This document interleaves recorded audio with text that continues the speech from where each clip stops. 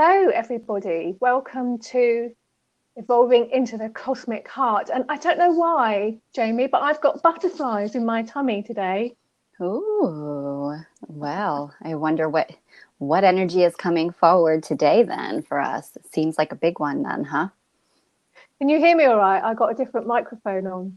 I can hear you. Can you hear me okay? Yes, perfectly. Very good. Oh, wonderful. Yeah, so happy Monday, everybody. Yeah, here we are. Yeah, another start to Let's see if another week. another start to another week. Mm-hmm. They are going a bit too fast. I'm hoping Oh they're my going to slow down a bit It's now. really flying, isn't it? Yeah. Go check on our page as well right now and pull up the comments so we can see who is tuning in with us today.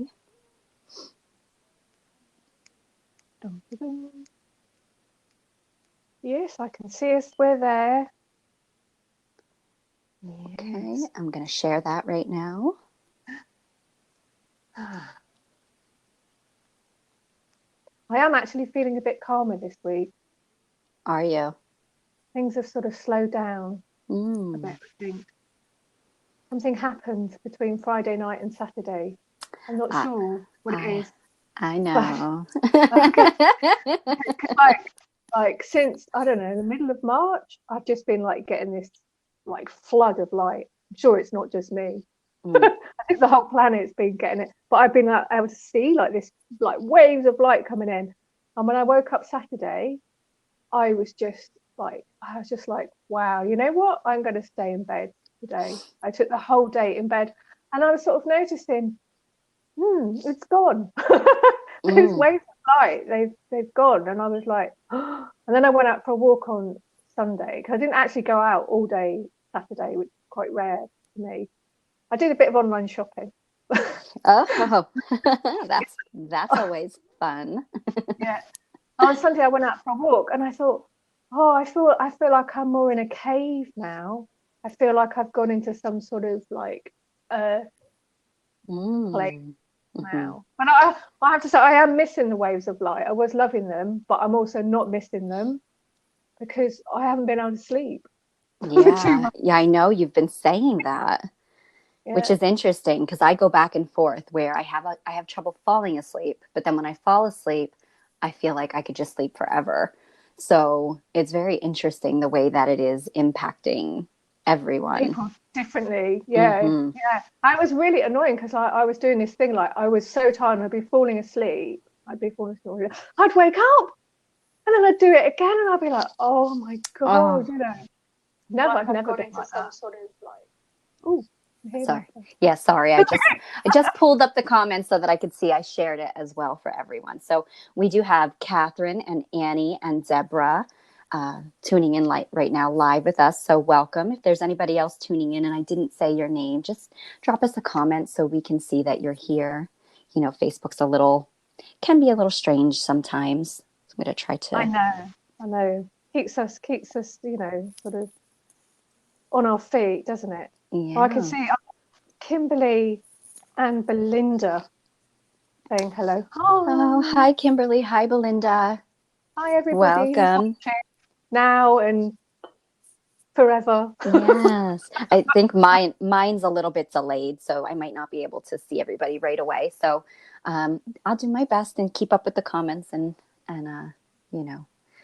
we appreciate you being here with us today. So how has everyone's weekend been?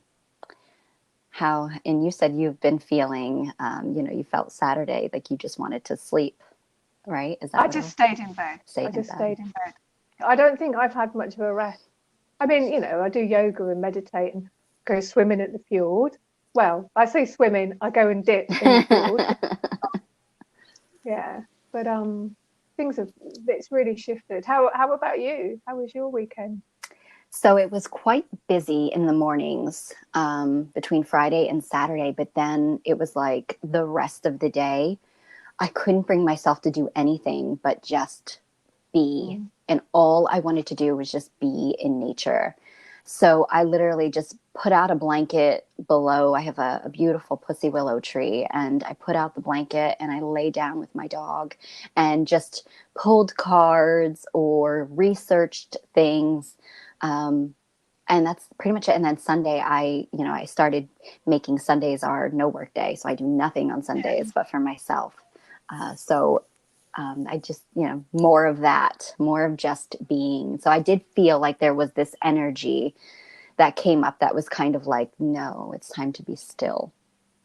And I do have some information that might shed some light on that.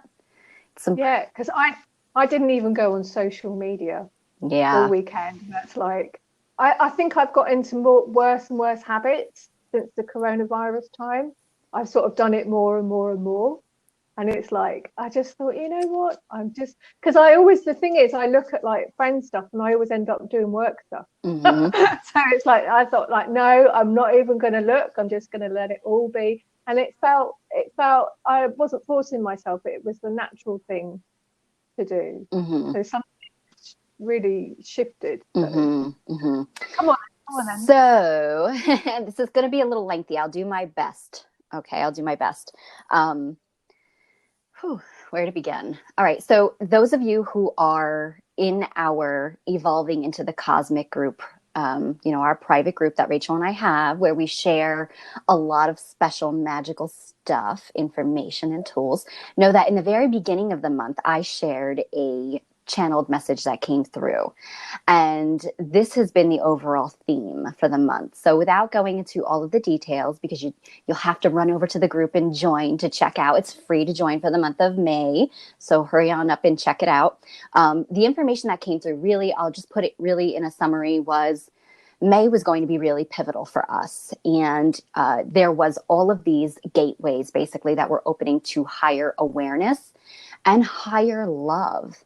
And then, believe it or not, it was really interesting that I was not able to tune in for almost a week to Rachel. I don't know if everybody has seen it, but pulls a rune for the month.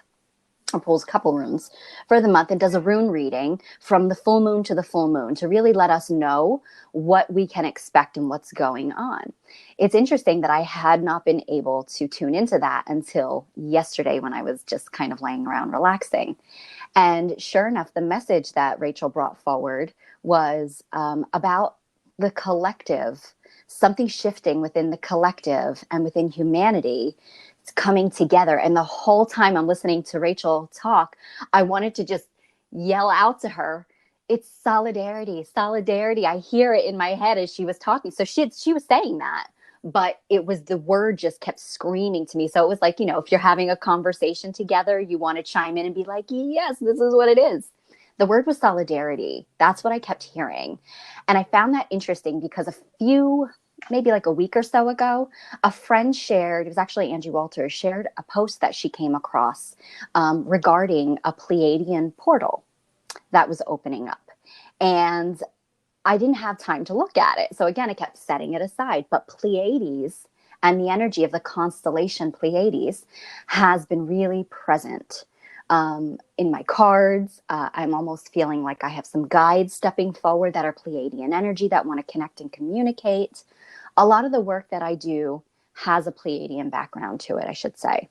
There's some air of Pleiadian energy.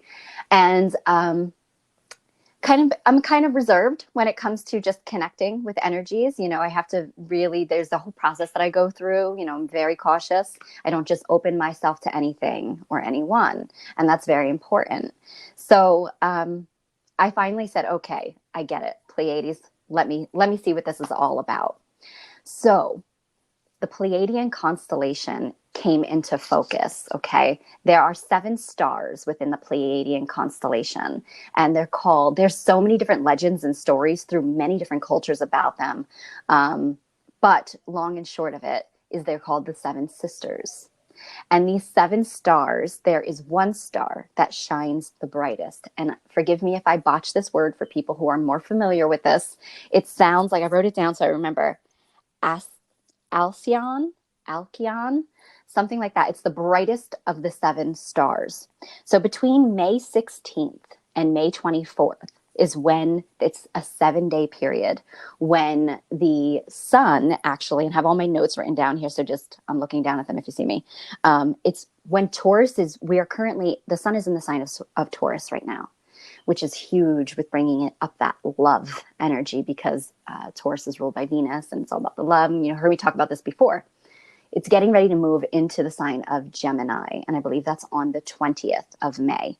So when the sun gets to that point of moving in an alignment with the Taurus and Gemini zodiacs on the wheel, the Pleiadian constellation is actually highlighted.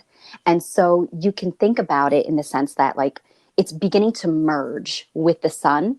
Thus, the energy and the galactic frequencies of Pleiades can then be beamed into planet Earth through our sun. Okay, yes, so this is big. I'm getting covered in chills, by the way. So if you understand what the sun represents, because the planets are all a part, we're a part of the planets, you know, as above, so below. And I have seen during energy healing sessions, planetary systems moving throughout people's energy and biofields. So we all are affected and impacted by the planets, the zodiac, all of that. So the sun represents our core, our center, our will, our power, and our will center. So now this shows you the area where the Pleiades energy is really kind of influencing or enhancing, and how it's coming through our power centers. Now, I just also received another channeled message a few days ago that is also posted in the group, and it specifically spoke of our solar plexus areas, that I myself had been suddenly having these interesting, unexplainable bouts of nausea on and off out of nowhere. And it talks about the umbilical cords and the connection to the cosmic womb, right? So you'll have to read more in the group. But this galactic frequency is really coming into our into planet Earth, beaming these waves of cosmic light. And it's believed to be waves of violet light and purple streams of light. So that I cannot say for sure, but I will say I have seen interesting beams of golden light creating sacred geometric shapes and symbols in when I'm connecting on my own. So there are some beams of light coming through. Now, what are they doing? So if you think about our core and our power center here, it is facilitating us to come more into our power, which we've been talking about all month long, but also it's influencing humanity to come together, because these are waves of love and light that are filling our collective and also filling planet Earth. So it is bringing up this unity within the collective, within humanity, to come together. Why? To bring it, it's going to bring up, it's enhancing, it's not manipulating us. I want to make that clear. It's enhancing the love, the beauty, the softness, the compassion that already exists within humanity, but might not being utilized, might not be being, because of everything else that we have go on, you know, in our lives. It suppresses some of those beautiful traits and characteristics that we do have. So it's enhancing that love, solidarity, unity, and oneness that's already there within us. So I feel, combined with Rachel's beautiful message the other day, that, and the message that came forth channeled through Yeshua and the dolphins, and all of this energy is about bringing humanity back to love. You really have to read those messages to really fully understand the impact that this all has, that we had no idea when we brought these messages forward. We had no idea, but now we do. So on the 20th, I can't say this right, but the brightest star, again known as I wrote it down. Where did I write this? Alcyone. So it sounds like Alcyon or Alcyon. Again, I apologize. These words, I haven't heard it said, so I'm going off that. But it's going to be, that one will be shining the brightest on the 7th. I'm sorry, not on the 7th, on the 20th, which is a numeric code. So if you look at, I know I said 7 because it's that 7 days, 7 sisters, 7 stars, but the 7 represents alchemy. And then the number is a 5, 2, 2, 2 for 5/20, 2020. 5222. So that in itself is a code, right? So we see all these numbers as activation codes, frequencies, keys. And then if you add them all up, they equal an 11. 11 is the number of awakening, epiphanies, spirituality, coming into a higher consciousness. Then 20 is the number of balance, unity, relationships. So a mass awakening of the collective consciousness of unity, having this epiphany moment that the only way out of this is solidarity, coming together as one, working together. So it will be enhanced, and it's going to be interesting to see what the energy brings on the 20th, which is the exact day the sun moves into Gemini. All right. So there's more. There's other things that are going on, but I will let that soak in for a second before I go into anything further. But that's really interesting because, all right, so I did post one thing at the weekend, but it was I read articles. It's a British newspaper called The Guardian, and they have, you know, some positive things in there as well. And someone posted an article about I don't know if this is a book, it's always on the British school curriculum, and I had to do it at school as part of, like, you know, my exams that I had to do. It's called Lord of the Flies. Oh. It is such a miserable book. I really hate it. Miserable. And it's a story about a group of boys that get, like, stranded on a desert island. And they just form, like, you know, this group of savages, and they're just horrible to each other and kill the fat kid. It's, you know, it's just sort of human nature at the worst. And I hated this book.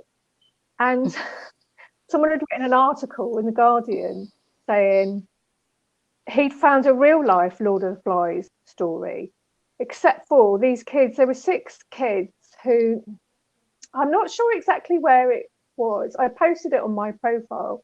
Somewhere, it could be somewhere around Fiji. They were at a boarding school and they got bored, and they decided to take a boat out to do some fishing to get some more interesting food, because they were bored with their, like, dormant, you know, sort of boarding school food. And they just took a banana and, you know, some water and a few. They didn't take a compass or anything, and they went out in the boat and they fell asleep. And then they woke up in the middle of the night and they'd, you know, sailed off, and they were, like, stranded. And they ended up on this desert island for 15 months, 6 of them. And they were discovered by this amazing guy called Peter. I think he was Peter Warner. He was, you know, the Warner Bros, the American movie thing. He was a son of whoever it was, that Arthur Warner or somebody like that. The really article. Except for he didn't want to go into his dad's business. He wanted to sail, and he went off and trained as a captain, and he was sailing his own boat around, and he suddenly noticed the vegetation on this island they were sailing past was not the way it should have been. I think perhaps they'd had some fires someplace. Anyway, he noticed, and then he saw these kids all, like, jumping into the water, like, jumping. And he went and, you know, found them on this island, and they actually made a film about it. And these 6 kids, they had banded together. Every day they would start with a prayer and a song. They all had, like, their own special project. They'd grown gardens, they'd this, they'd that. I mean, it's really, really lovely to read, because because the guy who wrote The Lord of the Flies, I mean, that sort of view was very popular at the time. It's sort of like, oh, you know, look how civilization saves us. Really, we're just savages. And Freud thought very much like that. And that's why, because I started training as, like, a psychoanalytical group therapist, and it was Freudian there. And I just went, you know what, I'm not doing this, because if you're sane in Freud's world, it means you accept that you're going to be slightly anxious and depressed all of your life. and you have these healthy defenses, and that's how you're supposed to be. And I was just like, no, I don't think so. So what you were describing there, it was just making me think of that post about the kids and how happy I was to see it, because like when I was a teenager, that affected me really badly, reading books like that, because it's like I needed something different. I needed something. Doesn't sound like a really great book, you know, to be giving impressionable children. No. And my friend Louise, who's a teacher, she said it's still on the school curriculum. Outdated. Oh, don't get me started on the outdated of the school systems. I think that's why the schools are being so affected as well right now. But, you know, we could talk about a whole nother topic. And it might be a controversial one, but, you know. So, yeah, that's really, Karen actually said she's read that book, and she says, I hated that book too. Oh, hi, Heather. Hi, Meredith. Hi, Lara. Hi, Carmelo. Hi, Laura. Hi, Jerry. We got a bunch of different new people popped in. Yeah, so thank you for being here. Good afternoon. Welcome. Yes. So that is interesting. There's definitely something that is going to be shifting in our collective. I think people are getting anxious. And I want to just put out there, everybody, that I know these times people are starting to want to come up and out. You know, the weather's changing, it's beautiful, and people want to be out and about, and they're getting frustrated, and they're starting to meet demands, things like that. But I want to put out there that the best sort of a warrior, the best way to get things done is to be a peaceful warrior, harmoniously coming together. And yes, absolutely speaking your truth, absolutely speaking your voice. But remember at the end of the day that, we don't want to bring in more of the old way of doing things. Standing together in solidarity is a bit different than coming out and raising your pitchforks and making these demands. And I think there's a way to get it done, but it's a new way of doing it. If that makes any sense, So kind of really going more in flow and coming together, working together is super important. So that's one thing that's going on. What else is going on is that, so the new moon is Friday. Every month, just like a full moon, we have a new moon. This is the time when the moon is symbolically reborn. It goes through its process every month, and, it waxes and wanes, and, the waxing is the increasing up to the full moon, which is our time of empowerment, our time of growth, but it is simultaneously a time of completion. Then as we leave the full moon, we begin to wane and decrease in energy. And then we get to the point of what is called a dark moon. Dark moon is a period like the day or so before. You could probably feel it about even 2 days before a new moon. And the dark moon will be the 21st, depending on where you are. Again, I always encourage people to look up depending on their time zones. But let's just say it's a window of energy. And the dark moon is when it is the moon's literal death. It goes into that, or metaphoric, I should say, not literal, metaphoric death. And so that means it's void of light. Non-action. It's a time for going within. It's a time for releasing. It's a time for reflecting, all of those. So we can feel that energy. I think we started to feel it coming because the moon was already waning.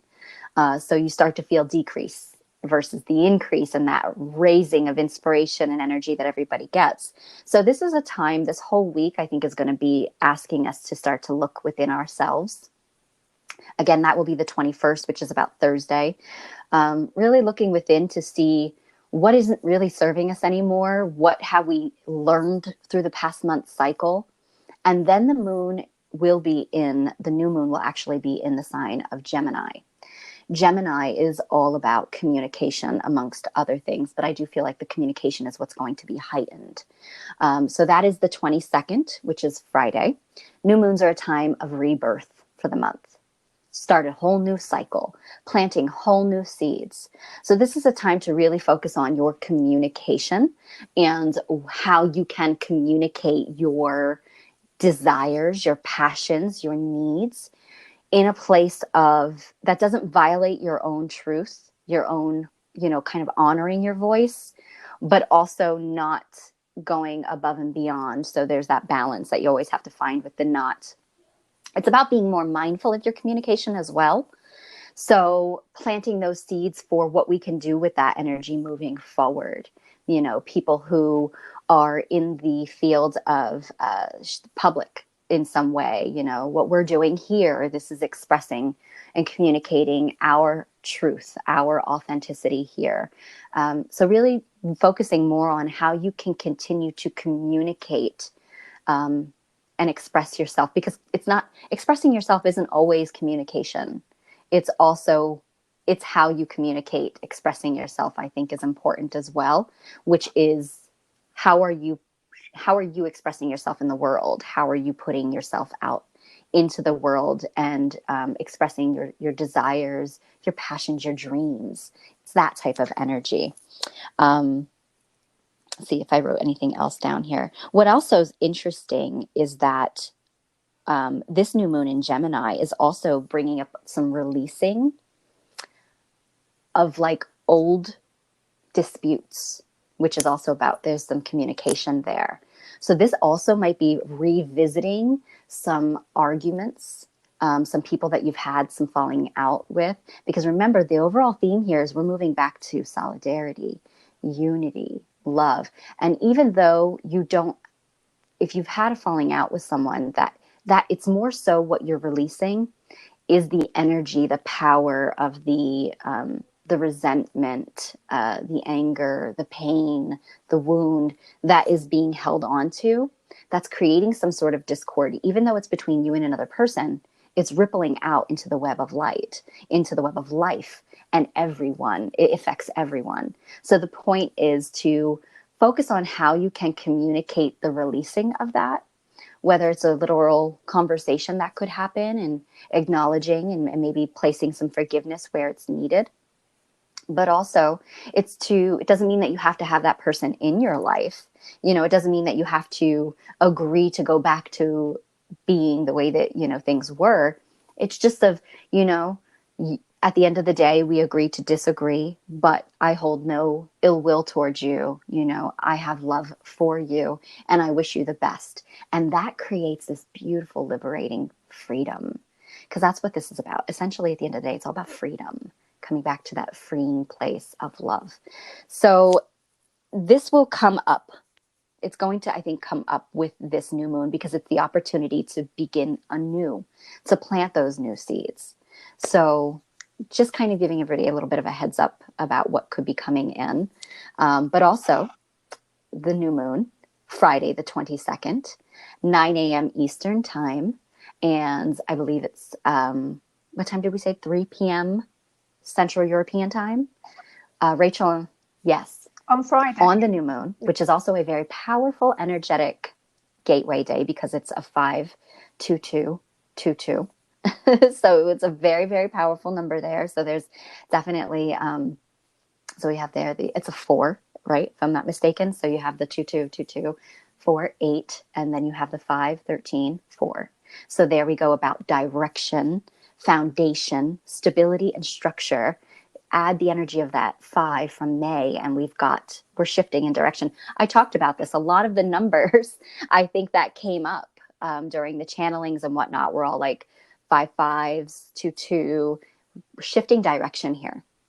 But Rachel and I will be going live together to share a helpful transmission and something that we will be divinely inspired to do in our private Evolving into the Cosmic Heart group.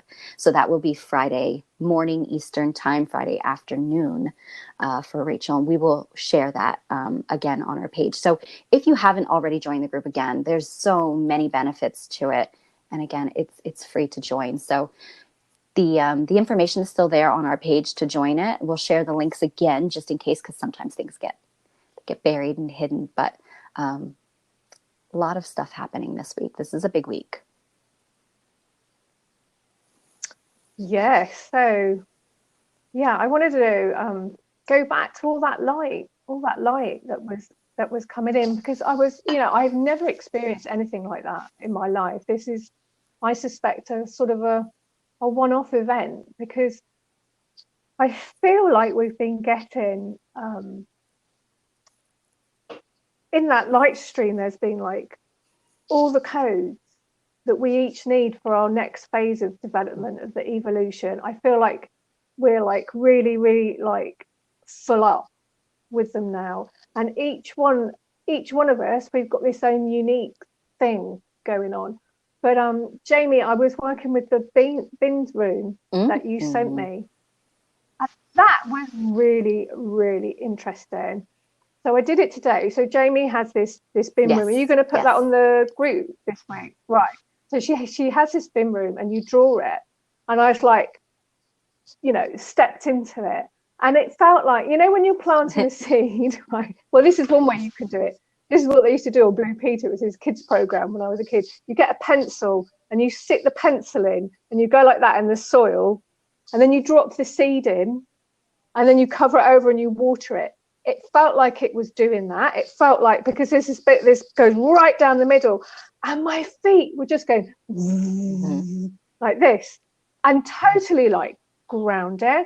And I thought, oh my God, and that's how I thought, oh, that's why I feel like I'm in a cave, because like we've had all this stuff given to us now, and now I don't know if it's going to take 9 months, but now we got to process it all, and we're sort of in the womb. We're in the cave now, and I think it will. I think it will be the next year or 9 months. It's not a quick few weeks thing, but yeah. And what's interesting about it is that I asked for a name because I'm like, how do I refer to you? Because this is a living, like this is a rune that was shown to me. And I often receive sigils and symbols, and some of them are out there somewhere and they're just to be worked with. They're showing me now how to use these to work with them energetically. Like these are living symbols. They're alive. They're working with us energetically. So being shown these so that we can share them with our cosmic heart tribe. And this symbol, I said, okay, well, what do I call you? How do I refer to you? Because I see you and I'm working with you. It wanted to be called Root. And I'm like, that's interesting. So I didn't understand that, but I wrote it down.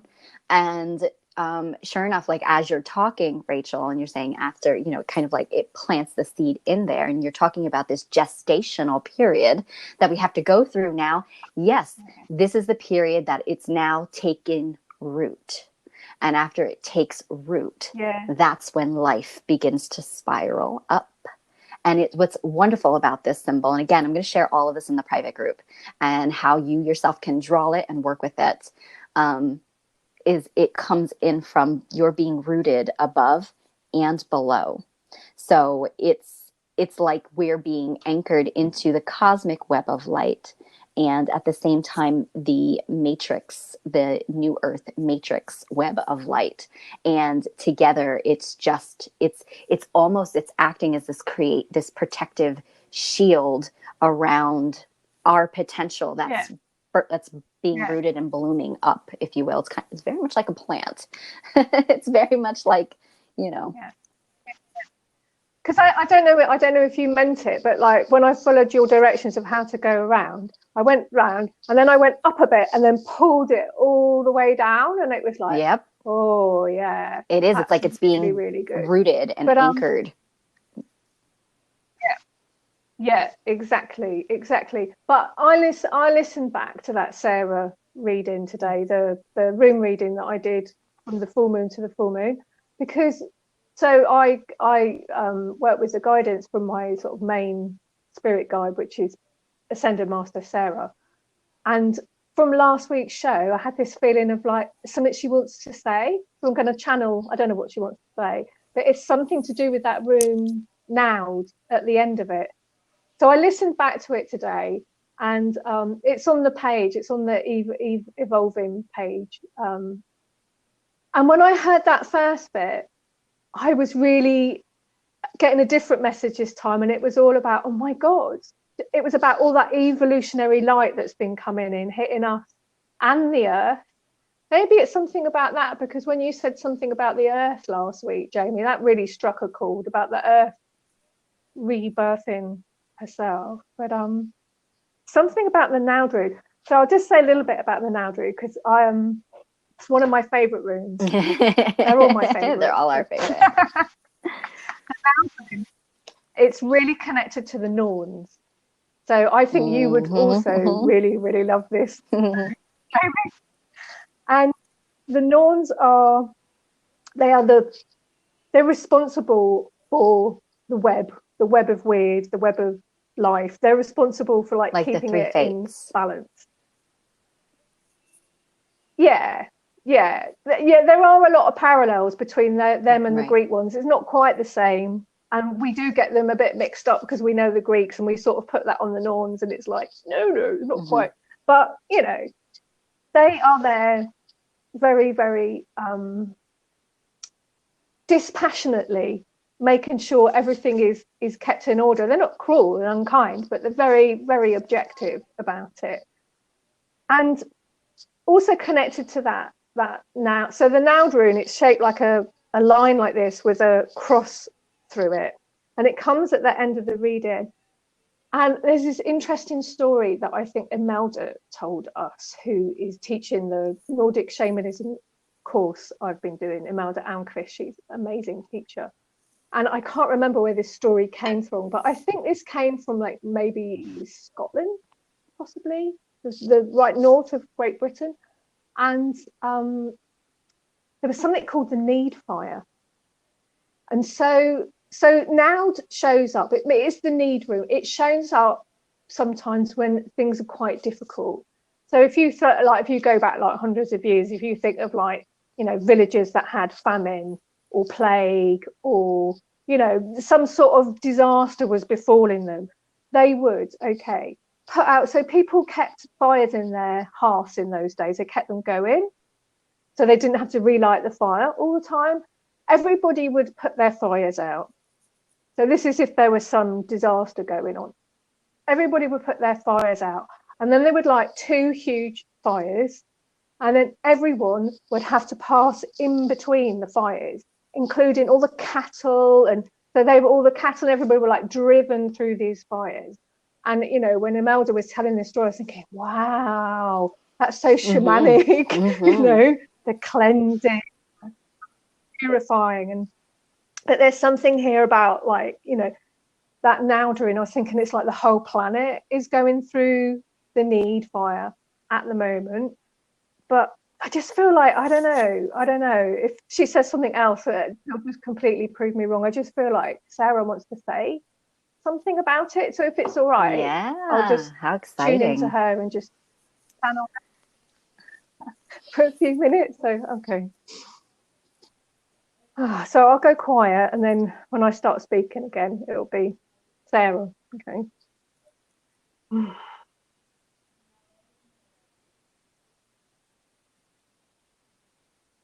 Welcome, I am Sarah. Blessings are upon you. I have some words which I wish to speak about the evolutionary process of the planet at this time, and also the steps that each of you are taking. Firstly, I would say, be yourselves. There is nothing to do except be yourselves. You don't need to worry or stress about how to bring out these beautiful divine portraits that are living within each of you. That is the first thing I would say. Secondly, the best way that you can do this is to relax. Yes, that is quite a challenge right now. This time of Naud that you are moving through, this Need rune speaks of the difficulty and the challenges that are around you, and they are very real. Yet they are exactly what will pull the beauty, the fantasticalness of it all out of each and every one of you. To nurture yourself right now is the most important thing you can do. Of course, you must take care of your work, your life, your families, whatever that is around you. But then always make sure you have enough time to tend to that divine flame which is within you. I cannot say the words passionately enough of how important it is, because the divine needs every single one of you. This is a terrible time that you are moving through, and also a beautiful time, a beautifully terrible time, a terribly beautiful time. The polarities are kept in balance always. I am Sarah, and I give you my blessing. Blessed be, blessed be, blessed be. Amen. Blessed be. Wow. Wow, she was really, really getting into that. I could feel it. My eyes actually started getting a little teary, like when she was talking about, how we're all needed. And it's so true. We are. I mean, yeah. Separation is an illusion, and it is the very bane of our existence. This is very much not, the separation is what continues to create those issues, and we all play a very important role in this as one. Yeah, I'm reimagining the world, reimagining it in right relationship with nature, and us all in right relationship with each other. And I've just started reading another book that I haven't read for years. I don't know if you know this one.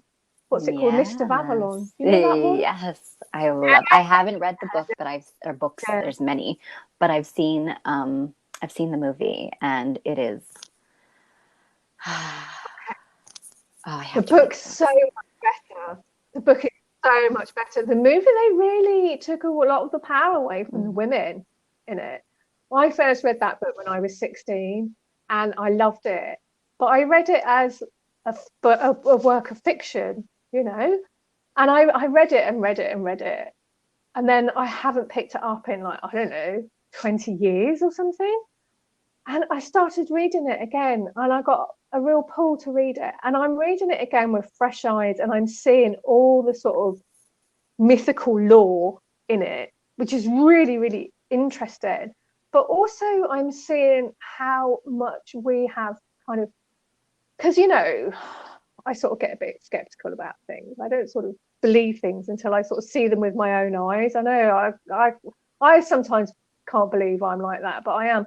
But I'm like, I'm reading like all the things they could do, like magically and like with their psychic powers. And I'm reading them and I'm thinking, you know what? We have forgotten so much. We have like fallen to, to a level of vibration where we don't even realize how magical we are.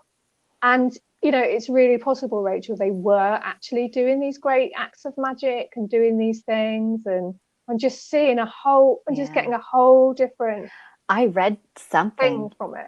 Like, I think it's because it's moving closer. And it's irrelevant again. It's bringing us back to that Avalonian energy, which is very, very similar to the Lemurian energy. Like it's believed that Avalon, Merlin is a very big figure, or who we understand as Merlin, is a very big figure of ancient Avalon, and it's actually believed that he has Lemurian. He was more of a Lemurian energy and was bringing this Lemurian wisdom and knowledge to Avalon. So they link, and they're kind of like I really was always very drawn to Lemuria. Very obviously, like I am Avalon. Avalon is me. It's just that energy. But kind of skip over Atlantis a bit, and there's probably really good reason for that with me. There's maybe some things I need to work through with that. But it's just it's coming back for a really good reason. And I think I read something, I don't remember what it was, but it was this perspective, and that talked, even it brought up the book of the Mists of Avalon and Marion Zimmer, and it said how she maybe unknowingly was channeling information that she wasn't even fully aware of, that she was bringing forward at the time. I wish I could remember where I read that, but yeah, it's. Well, yes, I mean, because I have read all the ones she wrote on Avalon, and there was one that she left unfinished, and somebody, I think a friend of hers, finished it by channeling. She said she was channeling from Marion Zimmer Bradley, and finished it. And that book actually has Sarah in it, I think. Yes, it is. Yeah, it is that one. Yeah, yeah. And it's really like, it sort of says so many things that are very like Sarah-like about unity. Yeah. It's like, oh. Yeah. Yeah. So maybe so maybe if you can't get to Glastonbury this year. I do. I got some You've reading got some to reading do. about it. I'll travel there in my journeys.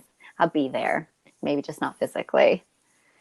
No, do you know no, yet? and I've been this whole time, like, I know me, I see miracles happen.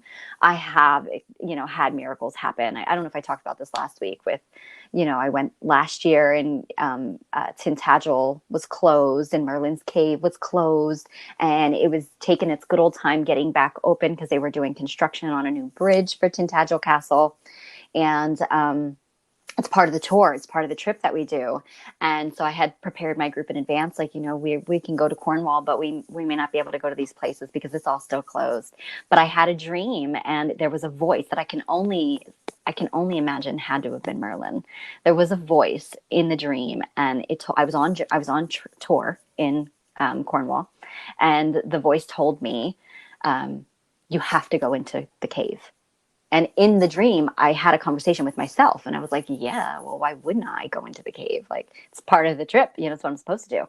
Then I found out that it was closed, and all this stuff was going on. And I reached out to Tor, who is tour guide. And I said, this is happening. What's going on? Oh, it should be open by the time you get there. It was not. It wasn't until, but I kept calling on Merlin's energy, and I kept working with Sarah. And I was like, they kept saying, have faith. Expect miracles. Sure enough, the day we got to Cornwall, we get to England on like a Monday, and then Cornwall is like Thursday, Friday. Friday morning, we're supposed to go to Merlin's Cave. We first go to St. Nectan's Glen, and Tor runs into someone he knows who says, yeah, can you believe they just opened up the cave this morning? He just looked at me, and the look he gave me was priceless. And he just pointed at me like, oh my God. So I'm trying to hold out and just hold and have faith that we'll be able to go. But it's going to be, as of June 1st, I'm going to kind of have to start making some decisions. And we're supposed to go mid-July. And I don't know. No. Well, we just had our holiday cancelled in Malta. So that should have been next week. And they left it right till the, couple of weeks before just to see. Well, they have not canceled our flights. They have moved our airport, so we're flying at a different airport. They haven't canceled it, but they did send out a message saying, if you decide to fly, you may be allowed to, but the country that you're flying to may not allow you entry if it's not an essential reason for traveling. And it's like, why would you do that then? Why would you even let us fly? That doesn't make sense to me, but... I mean, in the UK, they didn't actually close the borders, which was a bit strange because they've been in such crisis with it all. And there has to be some talk about like if people come in and they have to be quarantined for 2 weeks. But no one's decided. Yeah, and that's where we're kind of like hanging out in limbo. Yeah. We don't know what to do, And some people I know, Lara, who's tuning in right now, she's from Portugal, and she's part of the trip. And she actually said the way that it works there for them is until the flight is actually canceled, she can't do anything. She can't even try to get a voucher. She can't get a refund. She can't do anything until the flight is canceled. So it's like, well, what if she's forced to fly and the rest of us can't? It's just mind-boggling. Oh, it's a nightmare. I'm laughing because like I booked like £500 worth of flights for my son to go to Malta, and that was with a British company called EasyJet.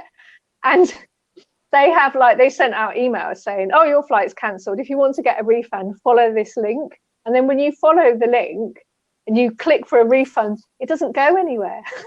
And they're not. And then you have to go through a whole thing of phoning up, because they're like an internet company. So even getting a phone for them is like quite a job, But it's just like, I think they're just like these companies, if they suddenly refund everybody, they're going to go bankrupt. Are they giving you the opportunity to get a voucher? Well, they're saying, you can use the next year to sort of rebook flights and use it up that way. And, like a voucher thing. But I mean, I'm not going out. I haven't even got a passport at the moment, because I needed a replacement passport. And of course, that's all sort of gone west as well. So I don't even have a passport right now anyways. I don't want to go anywhere. This change in direction will hopefully bring about lots of opening and shifting for June. And that's kind of what I've been holding on to.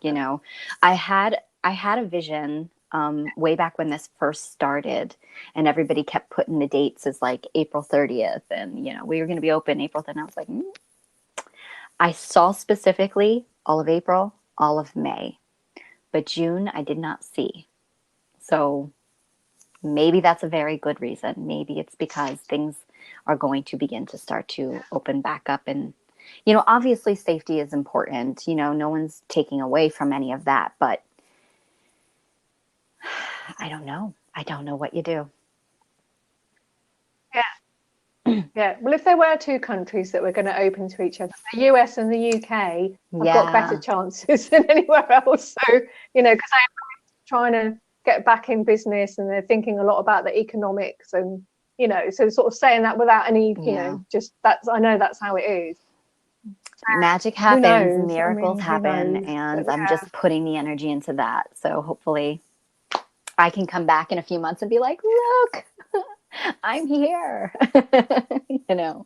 so yeah. I know we had a few other things we wanted to get to, and we have 1952. Yes. My clock is telling me the time. It really is. I can't believe it is May 18th. I can't believe I'm talking about already June. It's flown. It really has. So is there anything else that you want to talk about? Well, there was the competition we were talking about. Me and Jamie were thinking that it would be really, really fantastic if people could give us more feedback, because we'd really like to hear what you think about what we're doing. Also, other things you'd like to hear about, anything really, any thoughts you have. So we thought, let's do a competition. You write things in about what you think. And then also, if you really like what we're doing, you can share it on your profile. And for doing this, we will offer, was it 2 months, Jamie? 2 months.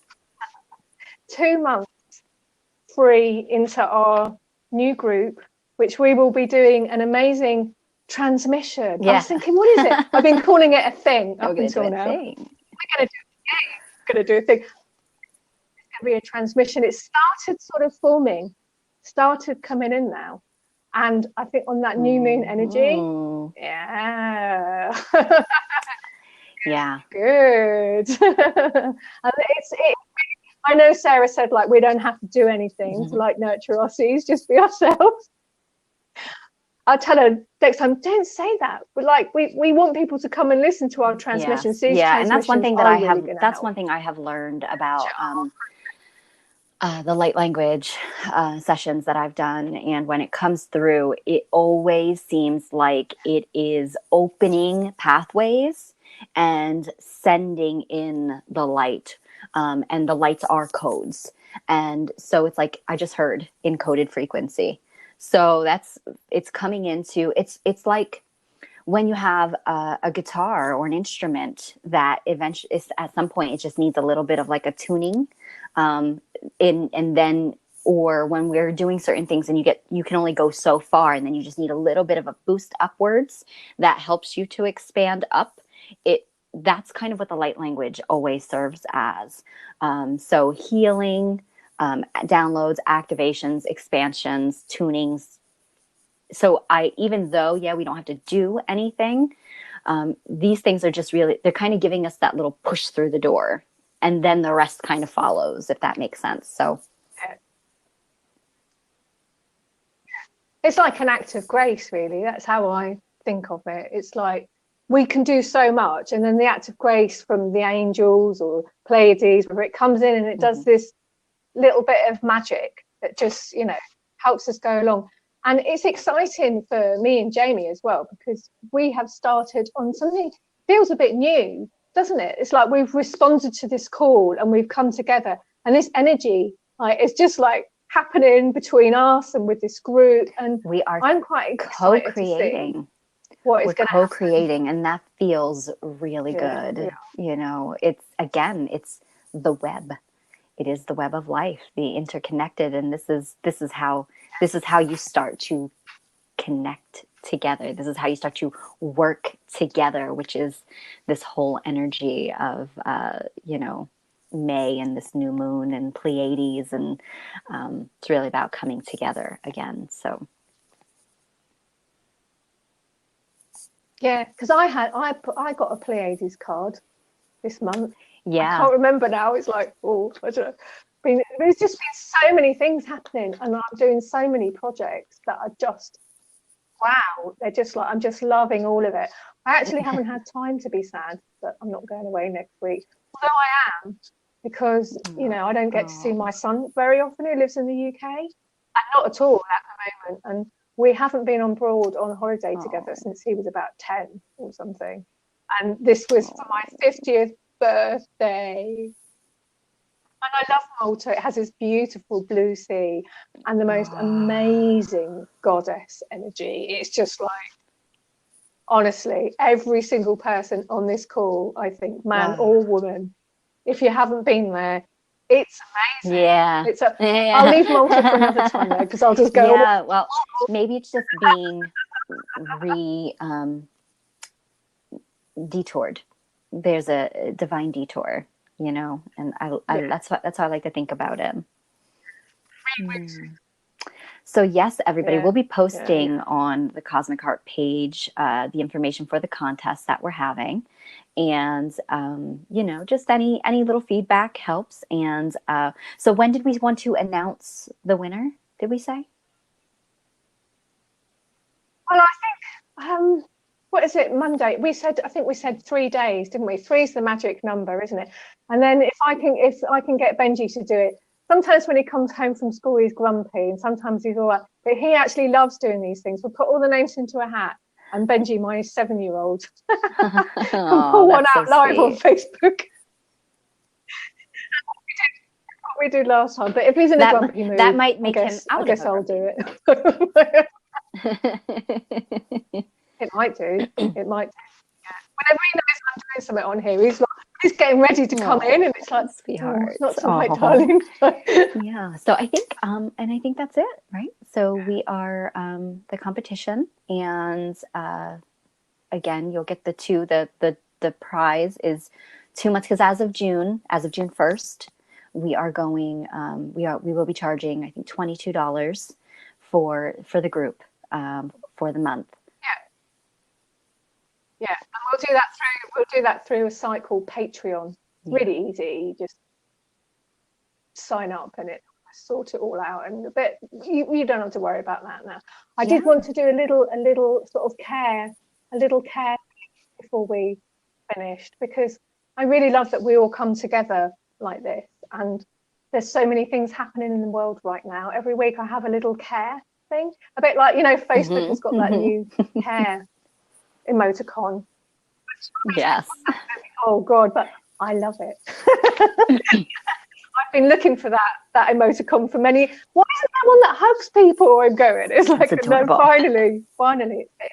So on a little more serious note, I guess, there's a lot of people suffering with mental health issues right now. And, you know, I'm really aware of this because I used to be a mental health nurse, and I used to work on acute psychiatric wards with people who were in like high states of distress. And I mean, I think even people who have good mental health generally have probably been noticing that they're struggling. We're all struggling. So people who were already a bit wobbly, you know, it is a lot for us to deal with. And when I was speaking to my son in the UK the other day, because he lives where I used to live in around Red Hill, which is sort of on the outskirts of London, and there's like a big building there with a Sainsbury's that goes up like lots of stories. And there was a young guy that had jumped off the top of Sainsbury's, and young men, they're in a really high risk suicide rate because they have high testosterone levels and they get distressed and they don't really know what to do, and they're very impulsive and they're just like bang. And I just if it feels right to you to join in, I just like you to join in with me, just like feeling into our heart centers and just really bringing out the love that we have for each other and for the whole of humanity, and just sending out like a huge hug, because we can't be there for every one of these people, but we can send out our love and how much, you know, we care about each and every single person that is suffering at the moment. As you know, the human race, we're going through this together, and you know, I will support everybody who I can within my own circle. That's all we can do. But we can also send out divine love and just ask for divine love to be channeled through us and to go out to wherever it's needed. And it is powerful doing these things. I know we can't see it, I know it's invisible, but just ask for divine love to be sent through you. And if there's someone special for you, some deity or a scented master or someone like Mary Magdalene, who is a special favorite of mine for these things, you know, say to them, please send your love through me, and you know, send your love as well, because your love is just as wonderful as anybody else's. And yes, who knows, a person who's just on the edge of something might just catch a little bit of that, and it'll pull them back. And you know, speaking as a nurse who's worked with people, it's not always the worst thing for someone to pass over. If they're ready to go, they're ready to go, and our souls are eternal, and we can come back and we can learn again. Or some people choose to return to source and they say, you know what, I don't want to do this anymore, and they go and do something else. It's all fine.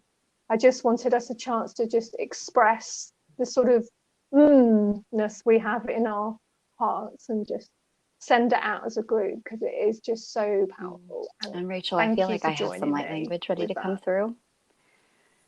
I'm starting, I can feel it, the energy coming through my heart, and I'm starting to kind of like spin a little bit. So I'm just going to further assist in bringing forth some love, sending out. And all of you are each intricate strands in this beautiful web of life and in this web of light. And all of you have the ability to send out that love and light through those strands that will reach everyone, because we are all in this web together. So I'm just going to bring forth some light language, some love, and some healing light.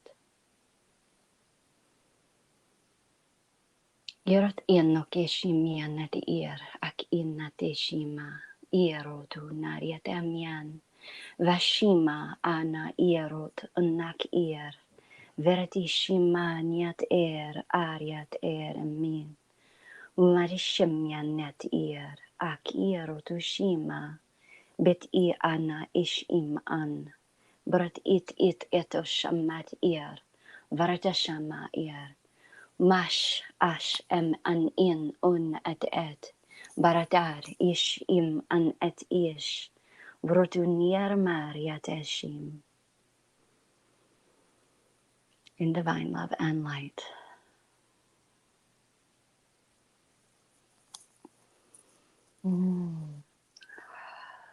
Thank you. That was perfect. I went into peace and love and balance. You're welcome. And it's just lovely. Thank you. All right. Well, everyone, thank you so much for being here with Rachel and I this week, for tuning in, and even those of you tuning in on replay later, thank you.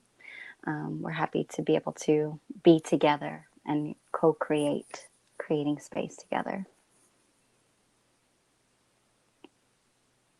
Yes, and we'll see those of you who are going to join us on Friday, and Monday. Yes, otherwise we'll be back here. All right. Monday. Have a wonderful week, everyone. Have a good week. Yeah.